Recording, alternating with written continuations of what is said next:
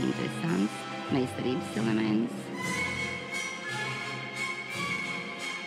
Lūk, šis ir deju soļu elements ar apļa fundamentālās grupas prasībām, apļa apļošanu.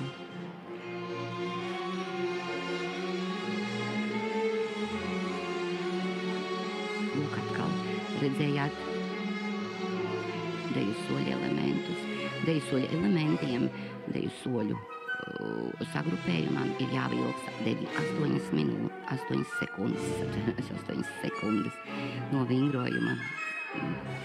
Meitenes parasti iekļauj 2, 3, 4 deju soļu elementus savā vingrojumā.